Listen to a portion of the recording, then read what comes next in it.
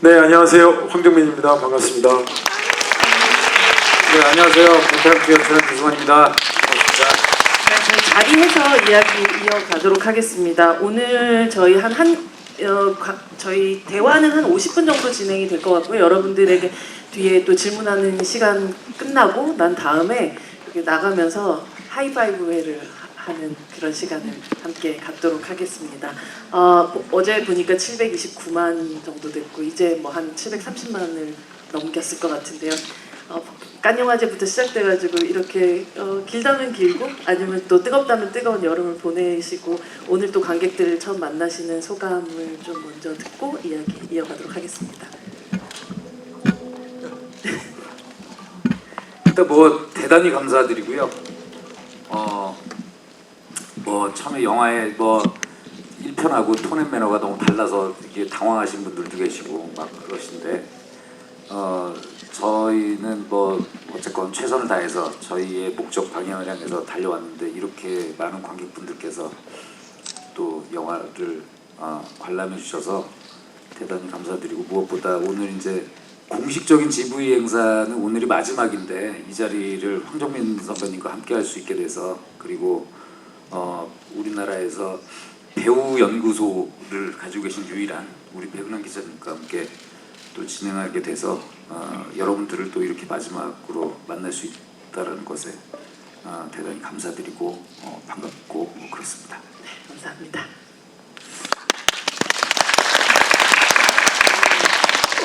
저는 제 영화에 GV를 해본 적이 없는 것 같은데. 제가 이제 황정민 배우님과 GV를 한 기억이 진짜 별로 없더라고요. 네. 영화제 뭐 이런 걸 제외하고. 아니 뭐 남의 영화도 GV를 해본 적이 없지만 저는 제 영화의 GV를 아마 이게 처음인 것 같은데요. 왜 이렇게 낯선가 했더니 그 네. 이유였군요. 그러네, 진짜 그런 네, 해본 적이 별로 없어요. 별로 없면 없어요. 왜 안 어쩌자고 했지? 오늘은 나오시게 화는 되죠. 내지 말고. 왜 안 했지? 왜 안 한 게 아니라 왜 그런 거죠? 왜 그랬을까요? 모르겠어요. 근데 오늘은 GV가 어떻게 뭐예요, 근데? 게스트 원래는 이제 게스트 비짓이라고 해서 이렇게 게스트가 비짓하시는 방문해주는 그런 행사인데 네 관객과의 대화죠. 그러니까 관객과의 대화죠. 네, 네. 알겠습니다. 네. 처음 관객과의 대화를 하신 황정민 배우님께 큰 박수 부탁드립니다. 박수가 부탁드립니다. 아니, 그러니까 고맙습니다. 여러분들 덕분에 진짜 저희들끼리 그냥 하는 얘기이긴 하지만 그래도 지금 700만이 넘어서 너무 약간 막말 속된 말 막말은 아니죠. 하나님 감사합니다가 막말은 아니죠. 그냥 아유 감사합니다 하나님 감사합니다라고 얘기를 했는데 속으로 이제 같이 얘기하고 정말 여러분들 덕분에 진짜 이렇게 부귀영화를 누리는 것 같고요. 1편과 2편을 한 사람으로서 저는 3편이 더 기대가 된다라는 생각이 또 들어요. 네. 사실 저도 깐 영화제에서 처음 보고 또 다시 오늘을 준비하면서 1편을 다시 보고 다시 2편을 이어서 보게 되면서 1, 2편에서 좀 이어지는 부분들이 꽤 많이 있었구나 다시금 좀 발견하기도 했었는데요. 전편에서 계속 주부도박단 검거하라는 그 얘기가 그냥 계속 뭔가 하기 싫은 일처럼 나오던 이 얘기가 오프닝 시퀀스에 나오게 되는데 특히나 저는 한 컷이 감사합니다라는 뭐라고 하죠? 이렇게 사인 같은 게 굉장히 크게 클로즈업이 되는 그걸 보면서 이 작품은 2편의 처음이 아니라 1편의 끝에 그러니까 그때 큰 사랑을 줬던 관객들한테 감독님이 보내시는 되게 늦은 인사 같다는 생각을 했는데 조금 의도적으로 클로즈업 하신 부분도 있는 건가요? 그것은 마치 저희가 세팅한 것처럼 찍혔는데 실제로 저희가 로케이션 헌팅한 공간에 콜라텍에 있는 안녕히 가십시오였나 뭐 그랬을 거예요 아마. 근데 그런 이렇게 반가운 어떤 인사말 감사합니다라고 써있죠. 감사합니다. 네네. 뭐 아무튼 그래서 이거 재밌다 그래서 찍은 거였고 프롤로그는 지금 프롤로그에 대한 슬랩스틱 코미디의 강도에 대해서 호불호가 되게 센데 근데 저는 이제 저의 나름의 제 딴의 계산은 그런 거였어요. 1편을 관객분들이 기억하시기에 굉장히 밝고 경쾌한 톤으로 계속 흘러가는 영화로 생각을 하셔서 근데 실제로 사실 1편을 보면 그게 그 범죄의 수위가 되게 강도 높은 수위의 범죄인데 네. 워낙 거침없이 그냥 달려가니까 그 되게 명랑하고 코믹한 인상으로 해피엔딩이고 하니까 남아있죠. 그래서 워낙 오랜 시간이 흘러서 그 관객분들께서 1편을 느끼셨던 그 경쾌함으로 시작을 해놓고 그 프롤로그가 끝나고 나면 이제 자 생각보다 빠른 속도로 하강합니다 하고 이제 확 가는 전략이어서 어떻게 하면 프롤로그를 조금 더 시각적으로 훨씬 더 좀 이렇게 탕탕 튀는 방식으로 할 수 없을까? 뭐 그래서 훨씬 더 이렇게 몸 개그도 많이 쓰고 실제로 보시면 거기가 저희 촬영한 데가 성남에 있는 건물이었는데 그 계단이 사실 안전상 그렇게 되게 많은 사람들이 이동을 해본 적이 없어가지고 되게 위험할 수 있거든요. 그래서 거기 저희 제작부들이 사실은 몇 달에 걸쳐가지고 계속 안전 점검하고 뭐 오히려 그렇게 웃기는 장면 찍다가 더 다치거든요. 센 장면보다. 그래서 나름 그 말씀하신 것처럼 관객분들에게 어떤 자그마한 보답의 의미로 시작을 해서 본사건으로 들어가려고 하는 생각은 있었죠. 네. 15년도니까 지금 이제 9년이 지난 시간 동안에 황정민 배우도 그 사이 뭐 작품도 굉장히 많이 하셨고 또 우리 모두가 그렇듯이 조금씩 나이도 들어가고 이 어떤 자신의 개인적인 또 뭐 육체적인 정신적인 생각적인 그런 변화가 이 서도철의 캐릭터 자체의 변화에도 반영된 부분이 좀 있었을까요? 아니요, 저는 없다고 생각했었거든요. 네. 없다고 생각했고, 그러니까 없어야 된다고 생각했었어요. 그러니까 뭐냐면 그 황정민은 늙지만 서도처럼 늙지 않는다라는 어떤 그 이미지를 심어주고 싶었고, 그 다음에 관객분들이 그 9년이라는 시간을 따져보면 9년이지만 베테랑 1을 극장에서 보시고 나서 또 뭐 TV에서든 그 왜 때때마다 명절날도 하고 하니까 그게 얼마 전에 봤던 영화였는데라는 그 이미지나 어떤 느낌들이 많아서 그렇게 9년이라는 시간이 흘렀다라는 거에 대해서 잘 인식을 못 하셨었어요. 제 주변에 있는 저도 그렇긴 내 했었어요. 친구들도 그랬고 벌써 그게 그렇게 됐어? 라는 얘기들을 많이 들어서 그렇다면 좀 더 그때랑 2편에서도 그때랑 비슷하게 아니면 거의 똑같은 에너지로 가져가야겠다라고 저는 노력을 했었어요.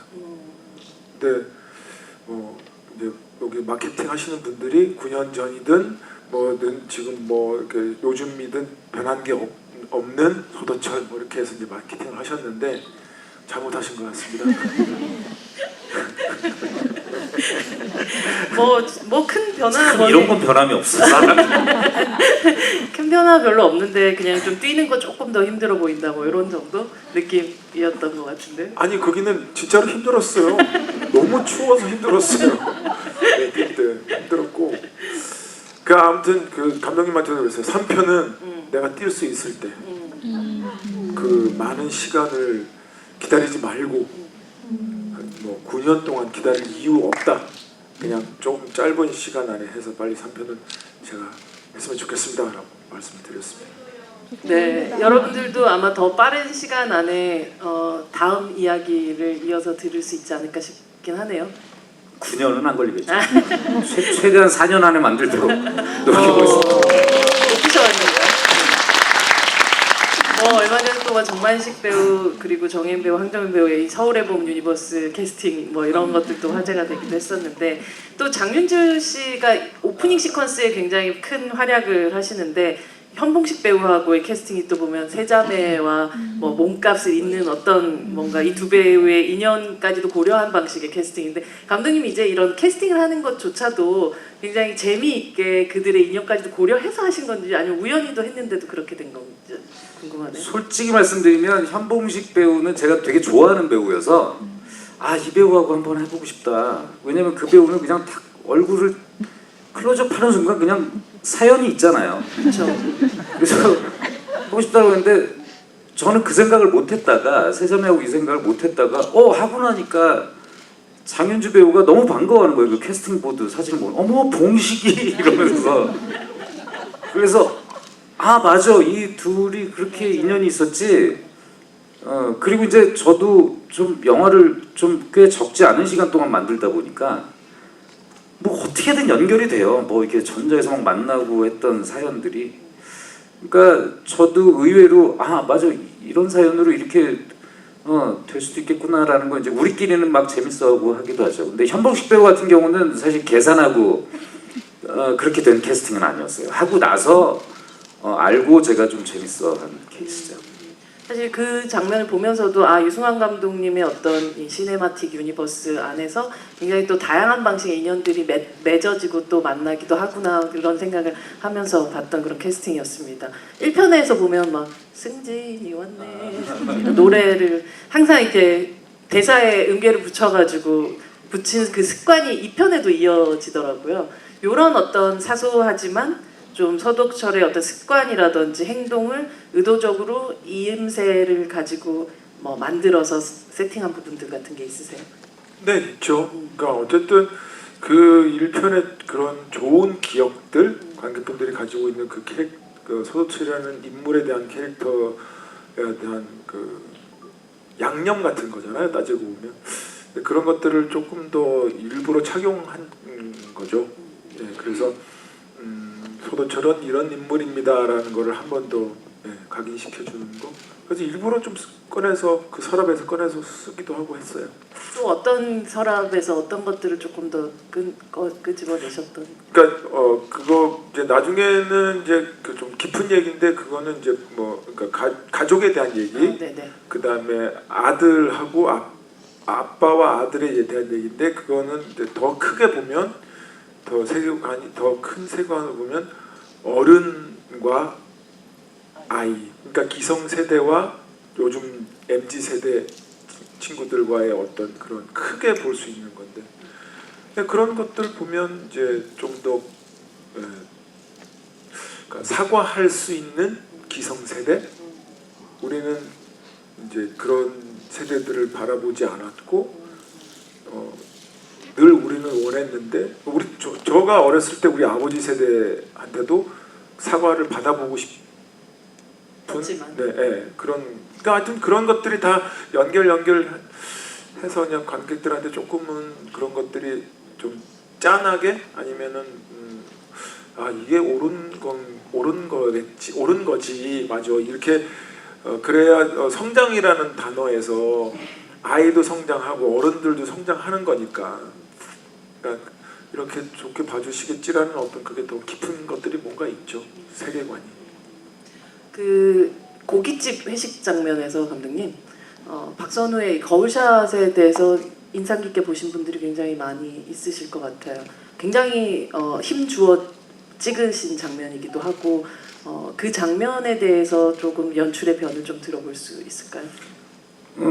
그게 이제 거기서 그 인물들이 포커스가 모두 다 맞는 그 방식으로 만든 것은 그 제가 그 필터를 좋아하는데 스플릿 필터라고 요즘은 잘 안 쓰는 그러니까 70년대 미국 영화에서 유행했던 방식의 촬영인데 약간 서도철과 그러니까 박선우가 사실은 서도철의 어떤 거울이라고 생각을 했었어요. 그러니까 사실은 뭐 몽따주가 비슷하잖아 뭐 얘기하고 하는 것이 그 현장에서 어떤 한 순간을 봤을 뿐인데 박선우란 인물에 대해서 순간적으로 뭔가 애정이 생기는 것은 자신의 젊은 시절의 그 어떤 그 열혈 경찰로서의 모습 그리고 1편만 보더라도 1편 보면 그 사실 서도철이 초반에 그 중고차 절도단 이 잡을 때 보면 그 현장에서 증거도 조작하고 그러거든요. 이렇게 자기 머리에 막 피내고 뭐. 그렇죠. 그러니까 그게 웃기게 표현돼서 그렇지 사실은 증거까지 조작을 하는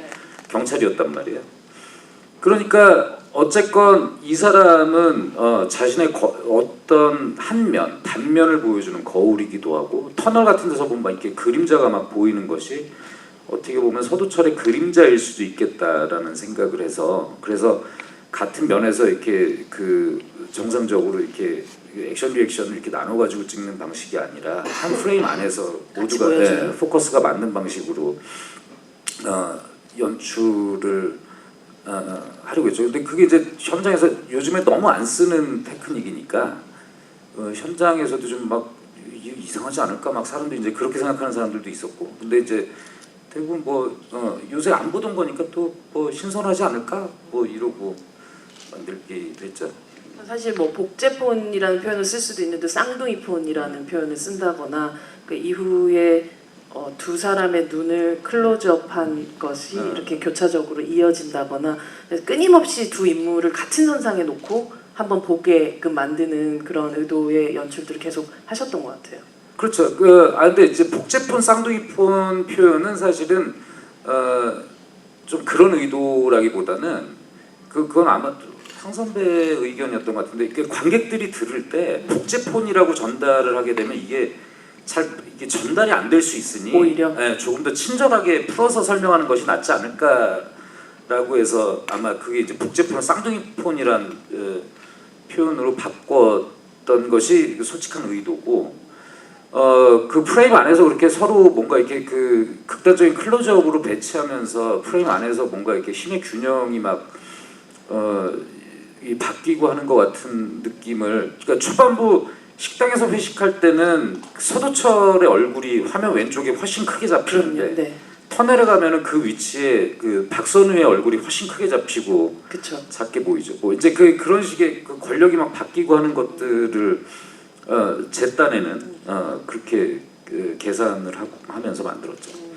사실 뭐 정혜인 배우 되게 쌍둥이 같으시잖아요. 똑같죠. 네. 헷갈려요, 막 현장에서.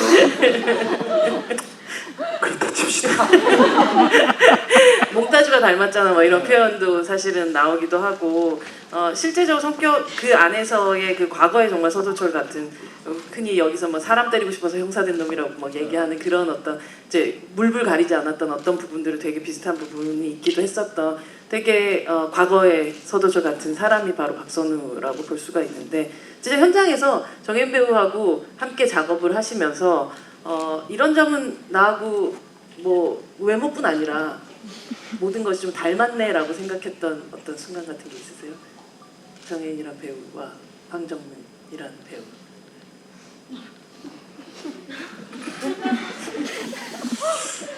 혜인이가 닮았다? 아니 그러니까 그 친구가 그러니까 작품에 대하는 태도?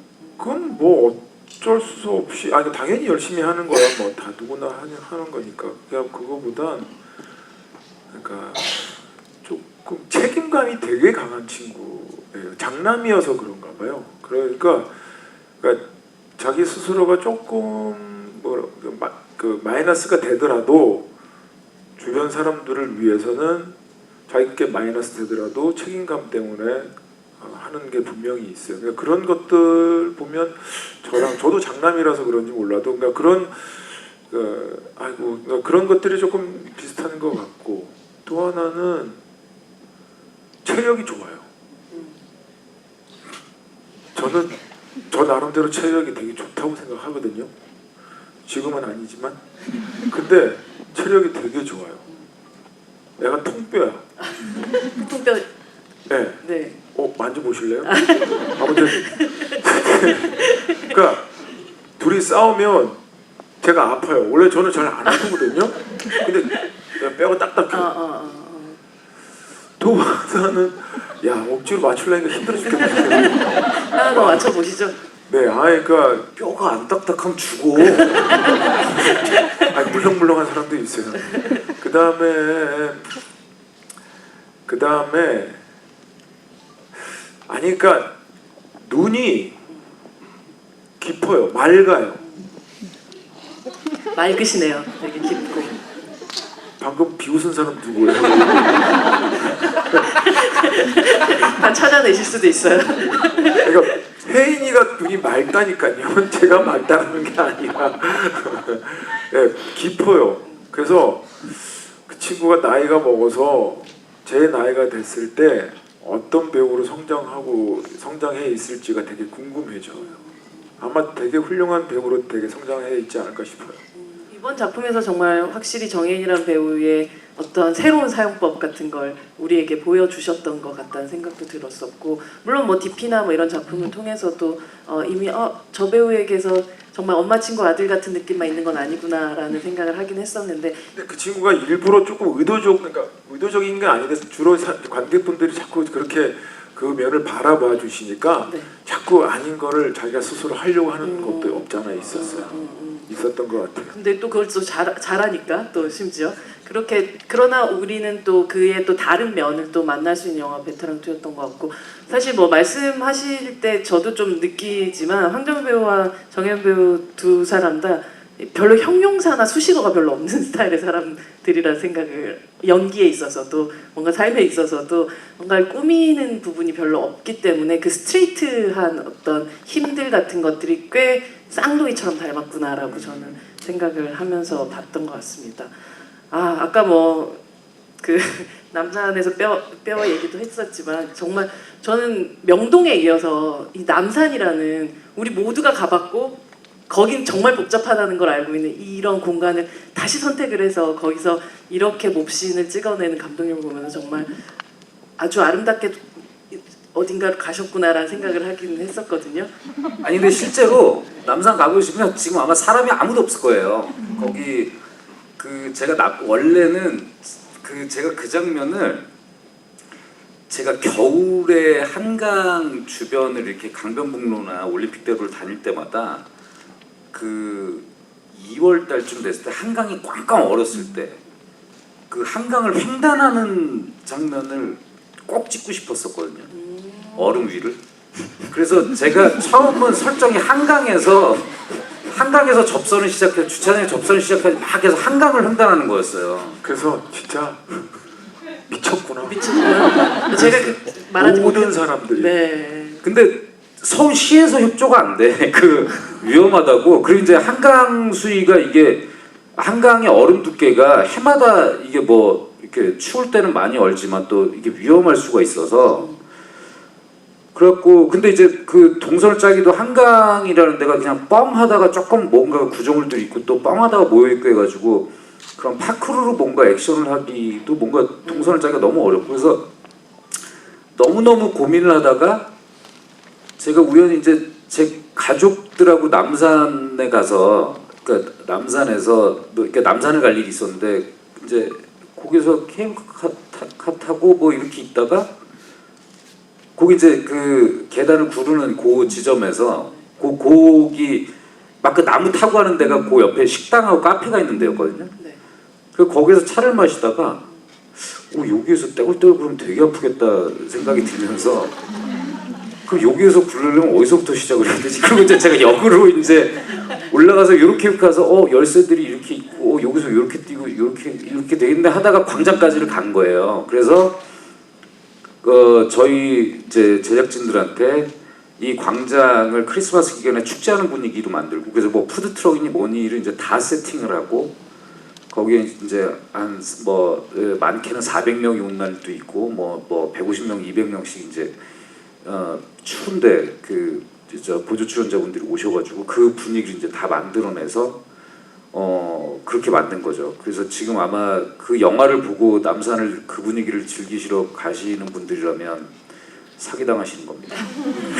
누군가는 사랑의 자물쇠를 채우는 곳을 보시자마자 여기서 어떻게 구를까를 먼저 생각하는 감독님의 어떤 그렇죠. 저걸 몇 바퀴를 굴러야 사람이 아픈가, 뭐 이렇게 머리는 어느 쪽을 지켜야 아플까, 뭐 이런 게 자꾸. 저는 정말 보면서 이게 도수치료신이라고 도수치료. 뼈가 막 맞춰지는 느낌, 뼈가 다 부서졌다가 다시 막 붙고 막 이런 느낌이 들기도 했었는데, 뭐 옥상 씬 같은 경우, 옥상에 비 오는 씬 같은 경우 살이 베이고 막 에이는 그런 느낌 같은 거 들기도 했었고, 배우로서는 사실 아까 뭐 한강 이런 아이디어 들었을 때도 미쳤구나 이렇게 생각을 하셨겠지만 이런 씬들도 가히 정상은 아닌 느낌이 들잖아요. 이런 씬을 시나리오에서 받고 얘기를 들었을 때는 이거 지금 아주 쾌감이 끝내주겠는데? 라는 느낌으로 접근하시나요? 아니면 이 고통을 어떻게 잘 왜냐하면 저는 그 예전에 그 무단거래였어요. 아닌데 사생결단이었나? 빗속에서 사생겼어. 네, 빗속에서 에서 그 낚시터에서 싸움하는 사생결단인가 보다. 그때도 겨울에 비 맞으면서 촬영을 했었는데 진짜 너무 추워서 죽다 살아났거든요. 그걸 너무 알기에 절대로 겨울에 비씨는 안 찍겠다. 있어도 안 하겠다. 그랬는데 내가 물어봤어요. 비가 온대.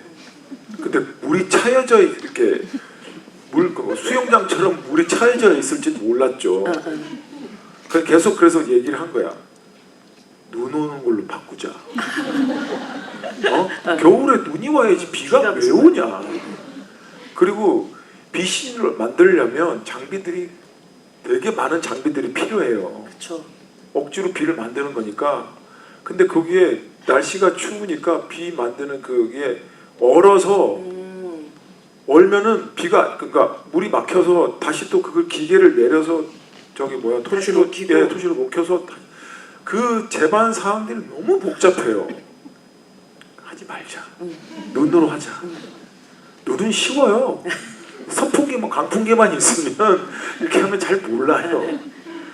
아무튼 그랬는데 결국엔 오돌오돌 떨면서 했죠. 너무 힘들었어요. 근데 이렇게 말씀을 이렇게 하셔도 네.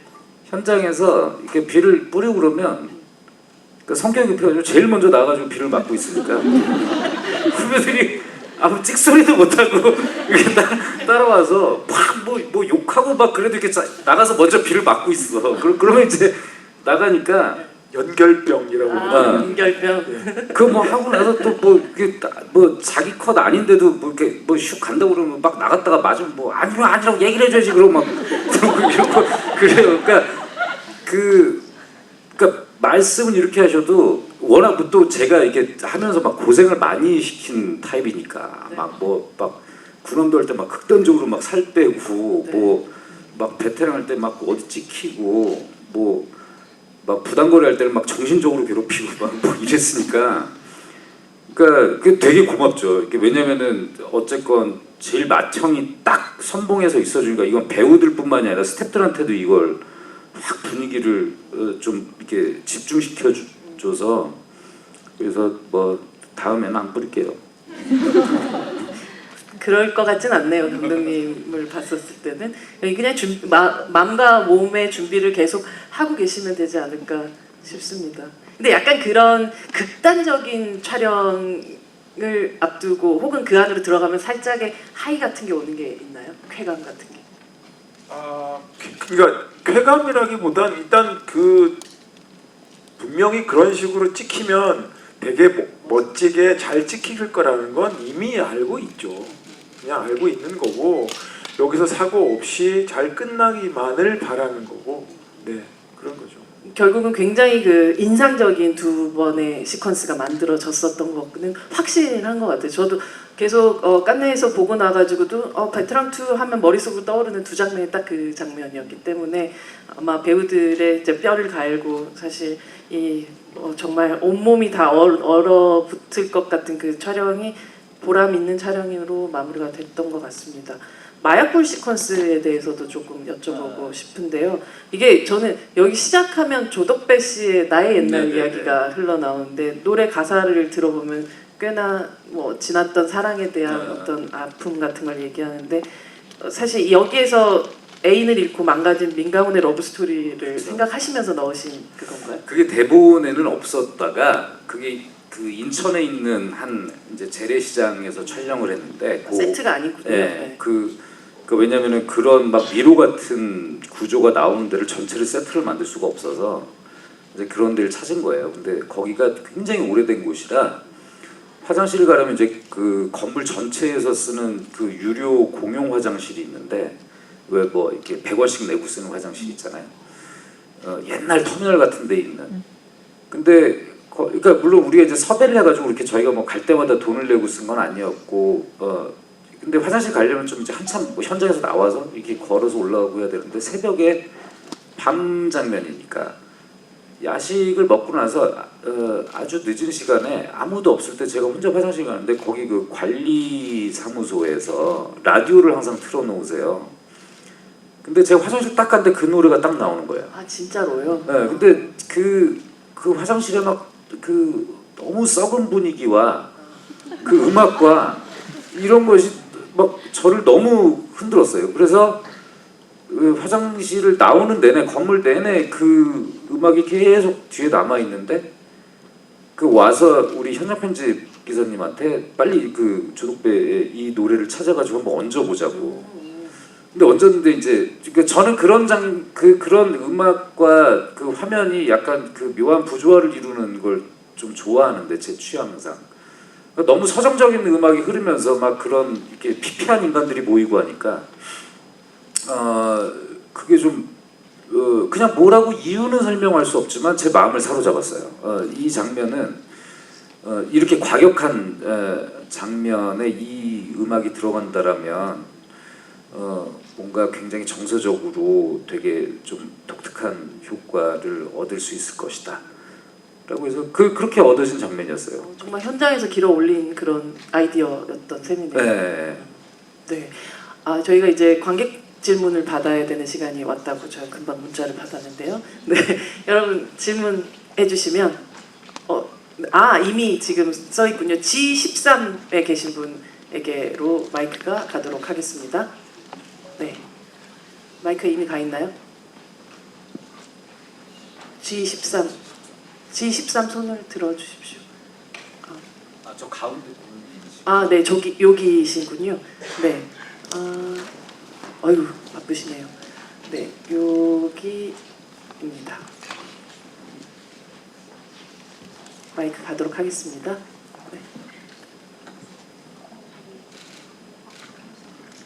네. 안녕하세요. 안녕하세요. 영화 너무 재밌게 잘 봤고요. 제가 여쭤보고 싶은 건 황정민 배우님한테 여쭤보고 싶은데 쉬운 거 좀 물어봐 주세요. 그 쿠키 영상에서 그 박선우가 결국 탈주를 하게 되는데 그게 사실 후반 부분에 서도철 형사님이 그렇게 애써서 막 어떻게 살려가지고 죗값 받으라고 살리셨는데 그 탈주한 소식을 듣고 나서의 반응 같은 게 좀 궁금했고요. 그리고 이번에 영화에서 코트 입고 싸우신 게 너무 멋있어서 3편에서도 혹시 입고 계실 수 있으면 감사합니다. 네, 감사합니다. 코트 안 입을 거예요. 너무 그 거추장스러워서 싸울 때 왜 코트는 감독님이 입으라고 멋있다고 그냥 멋있잖아요. 이렇게 코트 다리- 입으시면 핏이 좋죠. 되게. 그냥 안 입는다고 계속 그랬는데 그 추리 입고 나오지 영화에. 그러니까 아무튼 그 박선우가 그렇게 해서 도망쳤다라는 건 분명히 또 다시 다른 서도철이 분명히 잡을 겁니다. 잡을 거고 다시 들어갈 거고요. 제가 아니더라도 분명히 잡을 수 있는 거고 그 다음에 그 사람은 살인자이기 때문에 이제 서도철은 또 다른 이제 이야기를 가지고 관객들하고도 같이 재밌는 이야기를 해야 될 것 같아요. 그러니까 그 정혜인은 잊어주시고 서도철만 생각해 주시고요.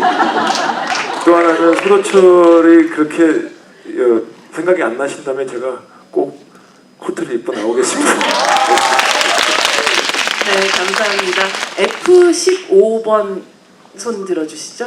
F15번 어디쯤일까요? 네, 마이크가 F15번님께 가도록 하겠습니다. 네. 안녕하세요. 네. 그 배우님이 가장 신경 써서 연기한 부분이 어느 부분이고 제일 좋아하는 장면이 어딘지 알려주세요. 가장 신경 썼던 부분은 저한테는 맨 마지막 엔딩 부분이었었어요. 라면 먹으면서 아이한테 잘못했다라는 말을 하는 그 장면.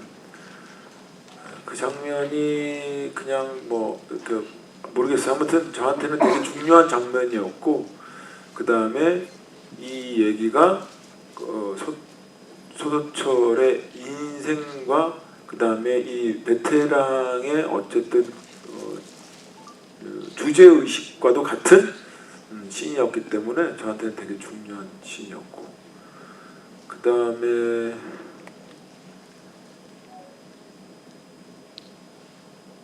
뭐라고 그랬죠?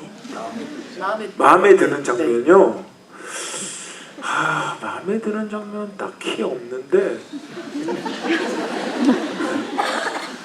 아니요, 그러니까 1편에 우리 저기 그 형사들이 이렇게 일렬로 이렇게 앉아 있는 장면. 아니요, 아니요, 그러니까 1편에서 이렇게 걸어 나오잖아요. 네네네. 빨간색 그 옷 입고 우리 여기 이제 베테랑 2에서도 이제 형님 밥 먹으러 갑시다 그러고 쫙 걸어 나오잖아요. 저는 그 장면이 좋아요. 네. 그러니까 그 장면일 때 비로소 이렇게 뭔가 베테랑이 시작을 알리는 어떤 포문을 여는 그 약간 뭐가 돋는다, 뭐가 돋죠? 소름. 예, 소름이 돋죠. 네네. 단어가 그래가지고 풍양고 때문에 제가 갔다 왔어요. 풍양고 오늘 아침에 왔어요. 베트남 갔다가. 아무튼 그랬는데 소름 돋는 장면이었습니다. 네. 몸도 마음도 정신도 잘 챙기셔서 베테랑스를 향해서 달려가셨으면 좋겠습니다. 그 라면 직접 끓이신 거라면서요? 네. 직접 제가 이제 끓이기도 하고 왜냐면 빨리빨리 해야 되는데 그 이제 너무 우리는 이제 빨리 주어진 시간 안에 이제 해야 되니까 빨리 촬영을 해야 되는데 이 소품팀들이 내가 보니까 너무 잘 끓여주려고 자꾸 이제 하는 거예요. 근데 솔직히 관객분들은 잘 모르시니까 그러니까 뜨거운 물에 면이 풀리든 안 풀리든 상관없이 그냥 보이기만 하면 되니까 맛은 중요하지 않잖아요. 그래서 이제 제가 빨리빨리 그냥 좀 끓이기 위해서 좀 그렇게 했죠. 많이 짰나 봐요, 근데 실제로도.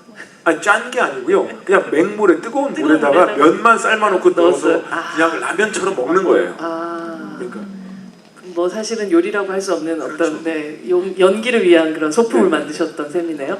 네, C13 분이십니다. 이쪽 좀 되겠네요. 네.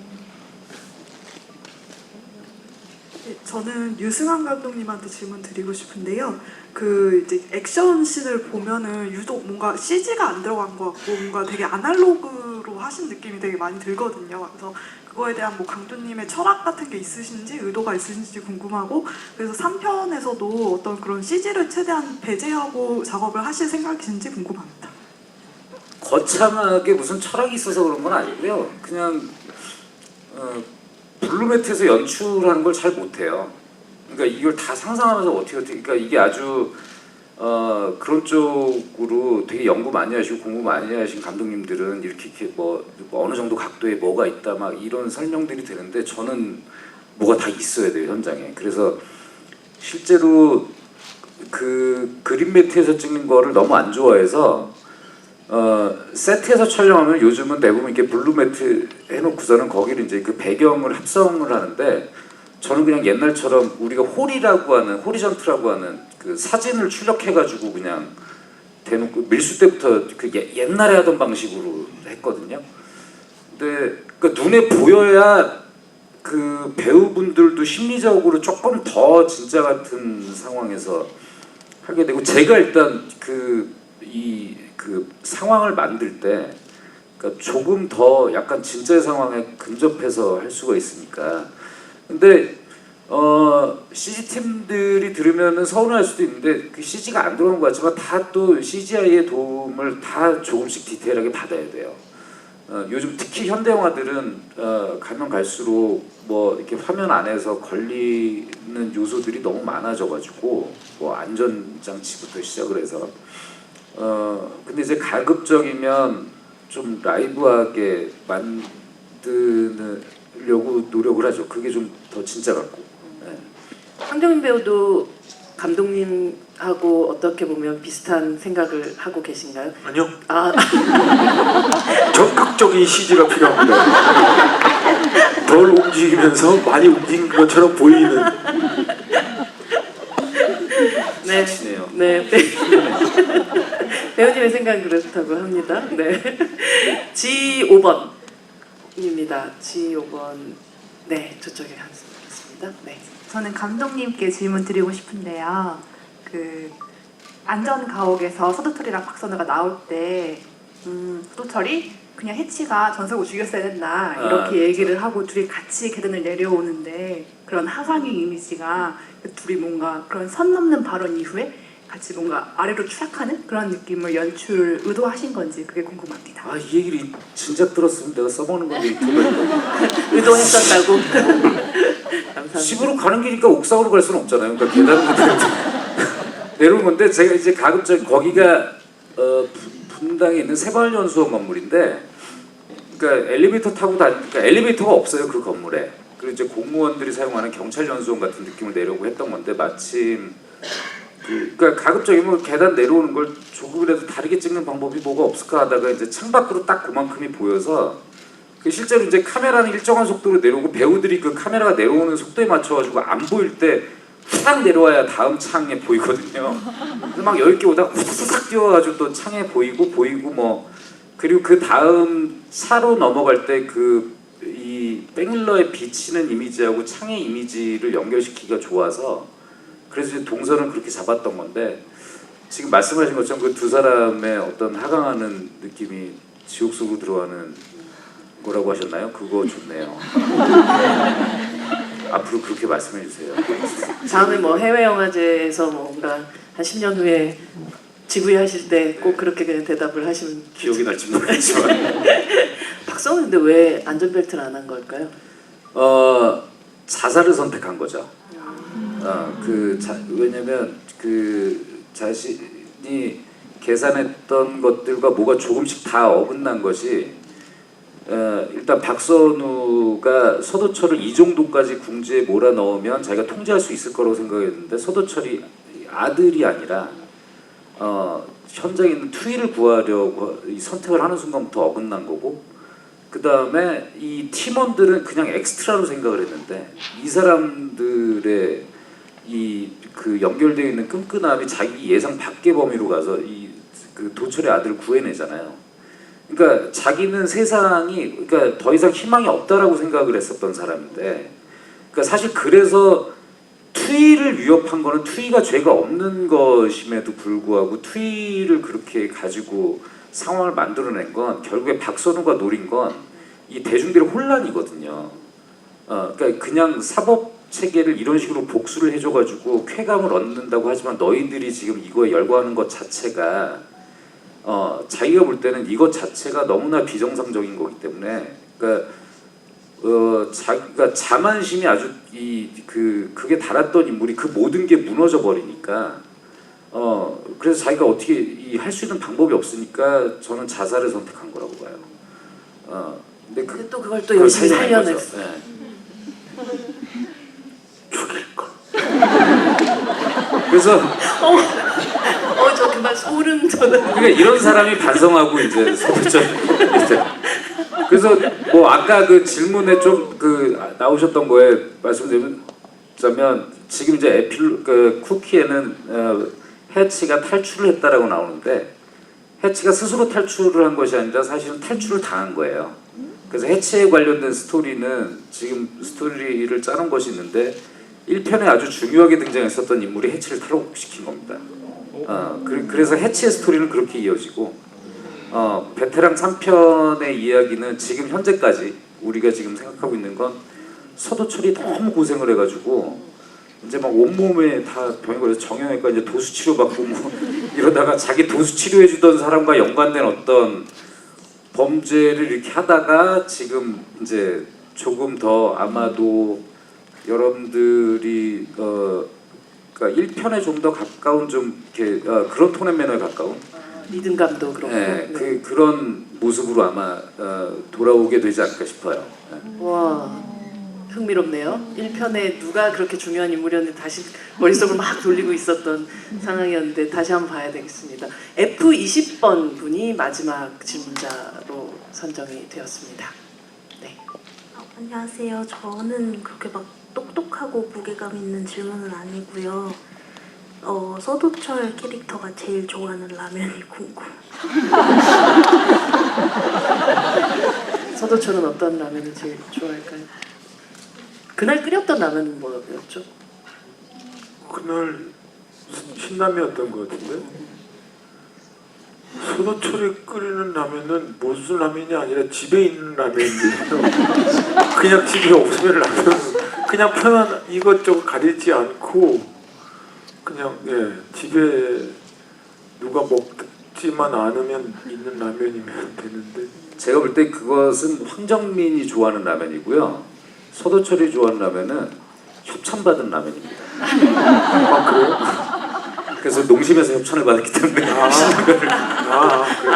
그렇군요. 네. 그 농심 라면은 그 좀 에피소드 있어요. 1편에서 우리가 라면 먹는 장면 나올 때 농심에서 협찬을 거절당했었는데 그 영화가 성공하고 나서 농심에서 그 라면 먹는 장면을 광고에 써도 되냐고 그래서 이번에 우리가 거절하겠다 이러고 하고 근데 나중에 그 농심의 그 마케팅 담당자분하고 저희가 파리에 무슨 이렇게 영화제에서 만나가지고 뭐 이러저런 얘기를 하다가 극적 화해를 하셨군요. 그래서 그냥 농심 이제 라면이 농심 나오게 라면이 됐죠. 들어왔군요. 사실 뭐 이 작품을 보면서 한국의 베테랑 감독과 베테랑 배우가 만들어내는 이 시리즈를 계속 보고 싶다라는 생각을 하게 됐던 것 같아요. 사실 두 분이 처음 만났던 순간부터도 이미 서로들 베테랑이셨던 거지만 이번에 다시 만나서 역시 서로 그 민마에서 그런 얘기도 잘 안 하실 것 같긴 하지만 역시 유 감독님 혹은 황정민 배우 베테랑이네 서로 느꼈던 어떤 순간이 있다면 언제였을까요? 아니요. 그러니까 늘 느껴요. 그 이분이 영화에 대한 태도나 생각, 그 다음에 우리는 너무 잘 아니까 삶의 방식 늘 보면서 저는 어떻게 저렇게 영화에 대해서 영화라는 어떤 이의 삶을 이렇게 똑같이 삶을 살고 있지? 그러니까 영화적으로 산다라는 게 아니라 영화밖에 모르는 삶을 살고 있어요. 그러니까 끝나면 온리 영화 그리고 주변에 있는 개봉하는 영화들은 거의 다 봐요. 그러니까 그렇게 힘들거든요. 그러니까 자기 영화가 아니더라도 그냥 다 영화를 봐요. 계속. 그러니까 그런 거 보면 되게 존경에 대한 어떤 그게 있죠. 감독님? 지난주 이번 주 개봉 영화를 못 봤는데 저는 그 지금 여러분들 보시면 아시겠지만 그냥 보는 이대로가 베테랑인 것 같아요. 그러니까 이게 뭐냐면 사실 한 배우 그러니까 그냥 이 자연인으로서 한 남성이 이렇게 지금 몇십 년 동안 체중을 계속 유지하고 자기의 상태를 온전히 유지하고 심지어 제가 볼 때는 부당거래 때보다 약간 젊어진 느낌도 있거든요. 근데 이거는 사실 그러니까 지금 또 이게 금주와 금연까지 하고 계시고 얼굴이 엄청 맑아지셨더라고요. 그러니까 피부톤이 달라졌잖아요. 네. 근데 아까 뛰는 거 힘들다고 하셨지만 사실은 이렇게 금연을 하는 것이 본인의 건강도 건강이지만 본인이 역할을 하기 위해서 그것을 해내기 위해서 이 자신을 관리를 평상시에 계속하고 그러니까 정말 전문가만이 할 수 있는 그러니까 자신의 몸이 생명이기 때문에 그리고 주기적으로 그 중국장 이상의 무대에서 연극 공연을 하시잖아요. 사실은 일정 정도 이렇게 영광을 누리고 있는 영화 배우가 다시 무대를 찾는다는 건 되게 두렵기도 하고 쉽지 않은 선택인데 저렇게 주기적으로 무대에서 그 자신을 증명해내고 또 영화에 와서는 그 영화의 메커니즘에 맞춰가지고 그냥 단순히 배우가 아니라 함께 만드는 사람으로서 이것을 계속 불태우고, 그리고 개인적으로 이번에 작업하면서 그 서도철이 국가수를 찾아서 짜벅짜벅 들어가는 장면 있잖아요. 그게 저희의 첫 촬영이었는데 좀 놀랐던 것이 1편 때 입었던 그 의상을 그대로 입고 그 장면을 찍는데 마치 그냥 지난달에 촬영을 마치고 다시 찍는 것 같은 느낌이 났어요. 1편. 그러니까 9년의 시간이 거기 있는 모든 스태프들이 대부분 1편을 했던 스텝이니까 전혀 위화감을 못 느끼고 마치 연속극 우리 촬영하듯이. 그러니까 그런 걸 보면 이 배우가, 그리고 실제로 그 뭐 대본 막 빽빽하게 기록돼 있고 엄청 뭐 연구하고 자신이 그 여전히 지금도 자신이 하는 대사들을 자기가 녹음을 해놓고 전체를 하고 다시 듣고 뭐 이러거든요. 그러니까 그런 걸 보면서 여전히 그 준비하는 태도가 제가 처음 만났던 시절이나 지금이나 여전히 변함없이 준비하고 고민하고 쉬운 판단하려고 하지 않고 조금 더 다른 무엇이 없을까 고민하고 하는 거 보면서 많이 배우죠. 저도 정신 바짝 차리지 않으면 이 현장에 감독이랍시고 어쨌건 이 주연 배우보다 뭔가 더 준비를 해야 뭘 할 수 있는 건데 아무리 못해도 황 선배보다는 준비를 더 해서 현장에 나가야 되겠구나 하는 생각을 하죠. 서로 그렇게 긴장감을 계속 줄 수 있는 동료가 존재한다는 것이 사실 굉장한 힘이라고 생각을 하거든요. 네, 네. 그리고 또 그 코트도 다음에 바로 이어서 입으실 수 있을 거라고 저는 여름에 찍어야지. 믿어 의심치 않습니다. 여러분들하고 이야기를 나누다 보니까 시간이 금방 갔네요. 함께 또 오늘 첫 집이를 마치신 또 소감과 함께 또 오늘 아마도 감독님 말씀하셨던 것처럼 베테랑 2로는 마지막 집이가 아닐까 하는데 또 마지막 인사 저희 관객들에게 부탁드립니다. 네, 아무튼 너무 감사드리고요. 그 여러분들 덕분에 올 가을이 진짜 풍성한 가을이 됐습니다. 그러니까 여러분들 그 무대 인사 다니면서 매해 인사하면서, 그러니까 영화 찍고 나서는 그러니까 관객분들하고 얘기할 수 있는 게 전혀 없잖아요. 근데 무대 인사 할 때 비로소 관객분들하고 눈 마주치면서 이렇게 인사드리는 건데, 특히 이번에는 더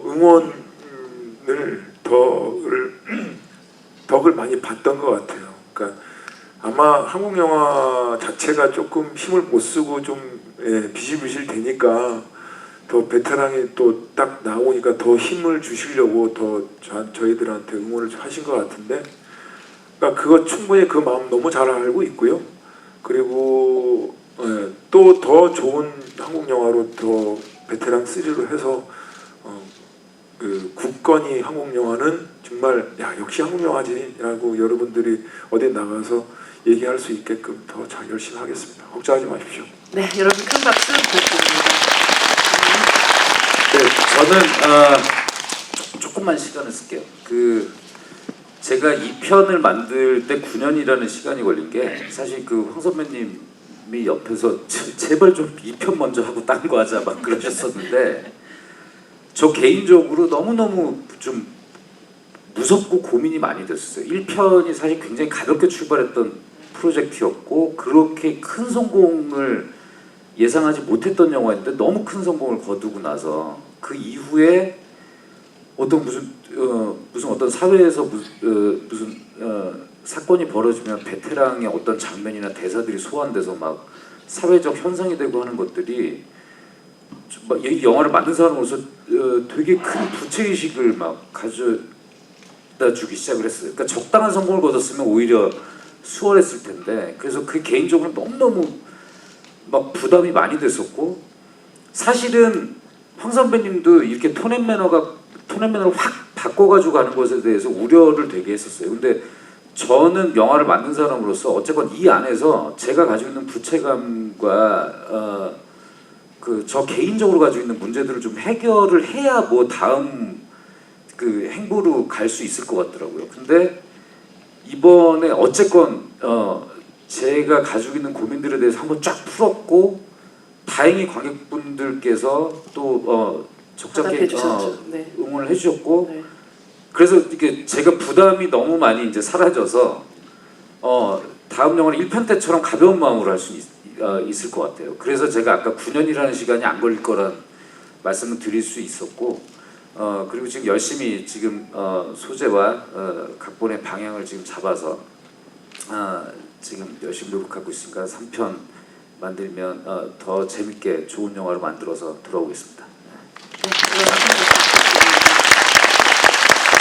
그 오프닝씬에서 소도철에게 힘내라 했던 그 되게 만화 같았던 그 장면이 사실은 이 감독님과 또 사실 황정민 배우가 계속 만들어가는 이 베테랑 시리즈에 저희 관객들이 좀 드리고 싶은 어떤 응원의 말이기도 한 것 같아요. 오늘 이 상영 오늘 지금 끝내고 나가는 이 하이파이브의 순간에 그런 힘내라는 말씀 같이 서로 나눌 수 있었으면 좋겠습니다.